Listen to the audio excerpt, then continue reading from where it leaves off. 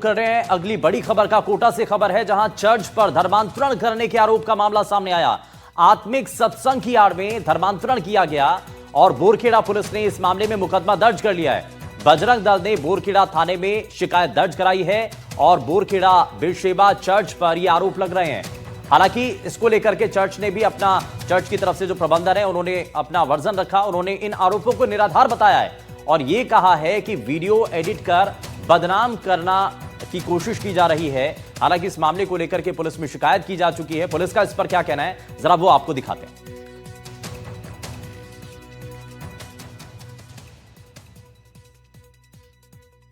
इस video footage और भाषण के जो अंश हैं वो उन्होंने पेश किए थे। तो हम इस संबंध में जांच कर रहे हैं, वास्तविकता क्या है, पूरा रिकॉर्ड ले रहे हैं उनसे।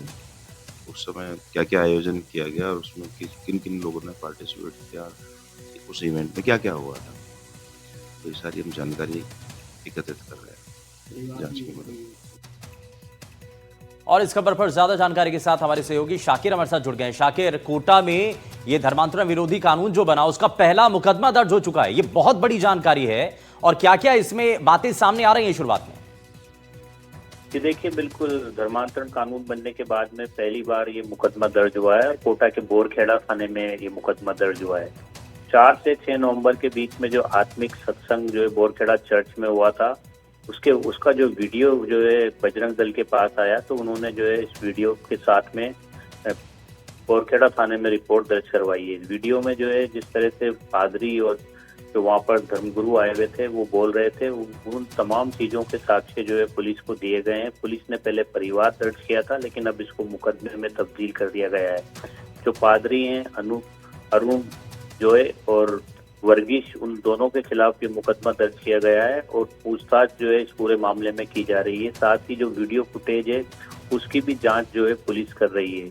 तो मामला दर्ज होने के बाद में अब पुलिस जो है अपनी जांच का दायरे को आगे बढ़ा रही है, क्योंकि अब पूरी तरह से, पहले ये सिर्फ परिवार था, पुलिस को बजरंग दल और हिंदू संगठन के पदाधिकारियों ने शिकायत दी थी। उसके बाद में पुलिस ने इस मामले में मुकदमा दर्ज किया है और राजस्थान में ये पहला मामला इस तरह का सामने आया है कि पुलिस ने इसमें मुकदमा दर्ज किया है। तो अब पुलिस इस मामले में जांच कर रही है। पुलिस ने 2 बार पूछताछ भी की है जो चर्च के पादरी हैं उनसे, और अब वीडियो फुटेज की जो है जांच की जा रही है और इस कार्यक्रम में कौन कौन लोग शामिल हुए थे उनकी भी जो है सूची मांगी गई है। अच्छा शाकिर, एक चीज और बताइए कि क्या इससे पहले भी इसी तरीके के कोई सत्संग या धार्मिक कार्यक्रम किए गए, उसमें भी क्या इसी तरीके के स्टेटमेंट दिए गए? और दूसरा ये कि इसमें न सिर्फ एक धर्म विशेष को लेकर के टिप्पणियां की गई, बल्कि सरकार को भी सवाल, उसको लेकर के भी टिप्पणियां की गई हैं। जी बिल्कुल, देखिए इस तरह के आयोजन जो है चर्च में होते आए हैं। जब हम गए थे चर्च पे तो उन्होंने ये बात हमसे भी कही थी कि यहाँ पर इसके आयोजन होते रहे हैं और उसकी बाकायदा परमिशन भी सरकार से ली जाती है, यानी सरकारी कार्यालय से उसकी परमिशन भी ली जाती है।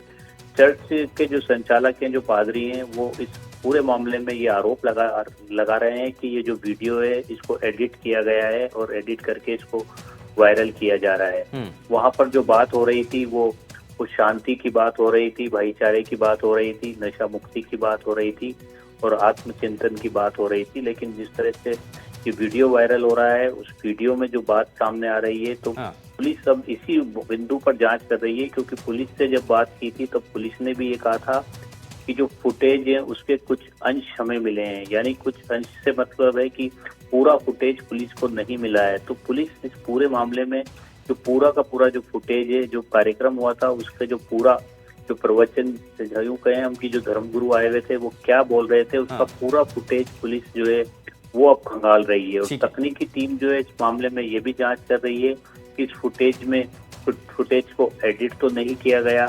ये तमाम चीजों पर पुलिस जांच कर रही है, लेकिन मुकदमा दर्ज होना ये बड़ी बात है। और ठीक है, बहुत शुक्रिया शाकिर इस पर जानकारी देने के लिए। और खबर में आगे बढ़ रहे हैं और राजस्थान की नदियों में प्रदूषण से जुड़ा एक मामला सामने आया। दरअसल जोजरी में प्रदूषण पर सुप्रीम कोर्ट की फटकार लगी है और सुप्रीम कोर्ट ने फटकार लगाते हुए एनजीटी के आदेश पर लगी रोक को हटा लिया है। High level ecosystem oversight committee का गठन कर दिया गया है और पूर्व जस्टिस संगीत लोधा की अध्यक्षता में यह समिति गठित कर दी गई है। कमेटी में पूर्व जस्टिस के अलावा 6 लोग शामिल हैं और कमेटी नदी प्रणाली के पुनर्जीवन की निगरानी करेगी, यानी कि जोजरी और तमाम राजस्थान की जो दूसरी नदियां हैं उनके पुनर्जीवन को लेकर के प्रदूषण को कम करने के लिए यहां पर कोशिश की जा रही है। अब जरा आपको बताते हैं कि जोजरी पर जो सुप्रीम सुनवाई हुई है उसमें क्या क्या बातें कही गई हैं। जरा देखिए आप, जोजरी, बांडी और लूनी नदियों में प्रदूषण से जुड़ा यह मामला सामने आया था, जिस पर सुप्रीम कोर्ट बेहद सख्त है। जोजरी में प्रदूषण पर सुप्रीम कोर्ट ने फटकार लगाई। सुप्रीम कोर्ट ने उच्च स्तरीय समिति गठित की है। राजस्थान सरकार का रुख भी स्वीकार किया सुप्रीम कोर्ट ने। वहीं कमेटी नदी प्रणाली के पुनर्जीवन की निगरानी करेगी, यह तय किया गया है। जोधपुर, पाली और बालोतरा में पुनर्जीवन की निगरानी की जाएगी और यह भी बताया गया कि 20 लाख आबादी के ऊपर संकट बन चुका है और ये जो प्रदूषण का जो मामला है वो 20 लाख की आबादी को प्रभावित कर चुका है। कोर्ट ने मामले पर कई महत्वपूर्ण टिप्पणियां की हैं। एनजीटी का ढांचा लागू होने का निर्देश दिया है। रीको और निकायों पर 2 करोड़ का बोझ ना डालें, यह भी कोर्ट ने कहा है। अधिकारियों पर की गई टिप्पणियां हटाई जाएं और जनहित में तत्काल कदम उठाए जाएं, यह सुप्रीम कोर्ट ने कहा है।